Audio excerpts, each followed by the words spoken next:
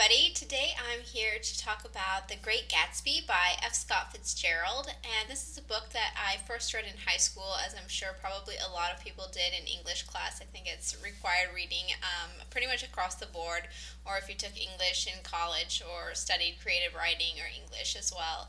I read it in high school, like I said, and I don't think that I really understood it at all. In fact, I'm pretty sure that I didn't. I remember we discussed it, I remember we talked about it, but I feel like there's certain components to certain books that, unless you've really lived and have a life experience and have a general or bigger understanding of the world, that certain books just aren't gonna sink in for you, and you're not really gonna understand them as much as you would if you read them later on in life. And I guess it's kind of a topic for another video entirely, as far as like, why do they have high school students read books like this? I mean, I think I understand that it's, to try and help them appreciate this stuff, but I think for the most part it's kind of just a waste of time, and they're not going to be able to appreciate it at that time in their life. At least that's been my experience, and the experience of a lot of people that I've seen who, write about this stuff, blog about it, make videos. But anyway, the reason I wanted to go back and revisit it was because I didn't feel like I really understood it or got the most out of it, and it is a very beloved book. A lot of people read it, talk about it. It's very well known. They've made several movies about it, and especially when they made the latest remake with Leonardo DiCaprio in it as Jay Gatsby, I kind of had this book come again to my mind, and I thought, well, I have been wanting to reread it. And I didn't want to watch the movie until I had actually read the book. So I reread the book, and it was a very fast read. It's a very short book. It was very interesting to me to see it through new eyes.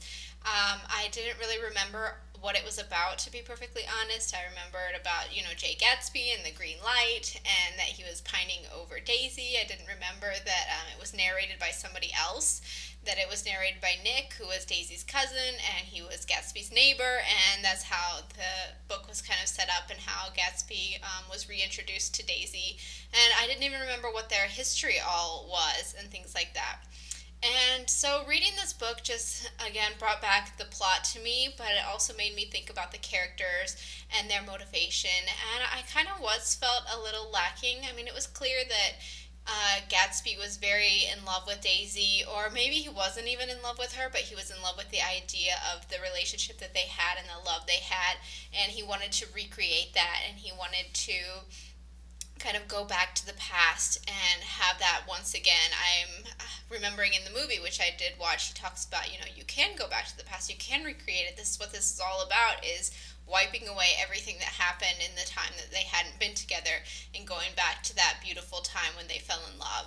And so he's such an optimist. He's so romantic, so hopeful, so positive. He just, has this idea of how it's going to be. And I guess you could interpret his character as being a little bit naive or very unrealistic, and maybe he just wasn't picking up on the cues, but he was just blinded by his vision and wasn't really attuned to reality, because Daisy, in fact, isn't going to leave her husband, even though that's one thing that I didn't really understand, even on a second reading, was, well, why didn't she leave him? Why, if she did love Gatsby, didn't she go back to him? Maybe she had just simply moved on. It seemed like that they did reconnect, actually. And it was also implied that she almost didn't marry Tom, and yet she decided to. So was she really just in with him because of his money? And then they did kind of end up having something together because they were married, they had a child, and they kind of grew to love each other, or they grew to have something special. But I really wanted more character development and to really understand what was going on. It's kind of hard to understand the two main characters of Gatsby and Daisy because it's being narrated by Nick, who is, a third-party observer, and he doesn't really know what's going on in their head. He can only recount his observations or his conversations with people. So, I definitely wanted more from the book. I wanted to understand more. I thought it was really interesting. When I read the book, I kind of thought that Gatsby was a little bit, I don't know, pathetic, just because he's hanging on to this, person that obviously married somebody else, and it was like, why are you throwing these parties? Why are you doing this? Why don't you just go and talk to her? And then actually when I saw the movie, I think Leonardo DiCaprio did a great job of portraying Gatsby, of how, confident and suave he was, and um, but then when Daisy came around, he immediately was, nervous and doubting himself and, not confident at all. And so it really made me feel for how, you could be this way and very successful in your life in one aspect, and then this is kind of like your Achilles heel where you just, can't control yourself. This is like a very emotional place for you where you're just not thinking clearly. And I think that's what Daisy was for him, was he wasn't thinking clearly.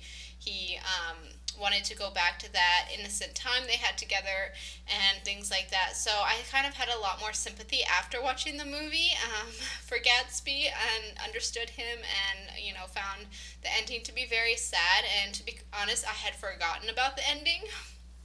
After I read it in high school, you would think you would remember that, but as I'm reading, I'm like, what did happen? How did it turn out? I totally forgot about the ending and what happened, and things like that. And also, the other thing that I didn't pick up on when I read the book in high school is that the sort of the craziness of the lifestyle, and these crazy parties, and how people talk about things that are just so superfluous and kind of idiotic almost. It's like this way of living that people had that was just meaningless and full of nothing. Like, they just went and drank and partied and talked and gossiped and like had affairs, and they just didn't really think about what they were doing or the consequences.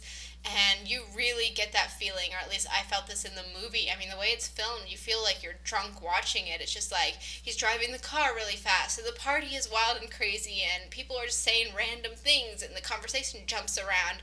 And I remember as I read it when I was in high school, I would read these things and read them very literally and not understand that F. Scott Fitzgerald was painting a scene or trying to set a mood for like the ridiculousness of the lives that they were living and things like that. And it also made me really sad about, I know we don't have it so much nowadays. I think watching maybe shows like Downton Abbey or learning about British culture, they have much more of that class that you're just born into, and no matter how much money you make, you're not part of this society or this social rank. And I didn't realize that we had that here in America.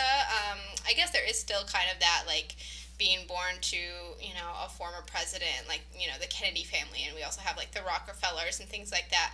But in the film, Tom was telling Gatsby, we're different in, even though Gatsby said, I have the same amount of money as you, we're even now, Tom laughed at him and said, no, I'm from this family, we've always had money, we're, kind of this, in this high social standing, and Daisy also was from this way of, from this very wealthy family.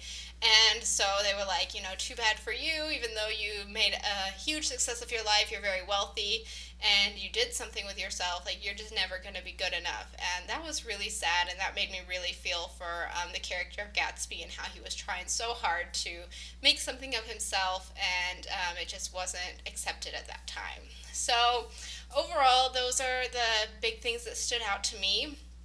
I did really enjoy my reread. I could see myself rereading it in several years' time. I did enjoy the movie. I feel like it captured a lot really well.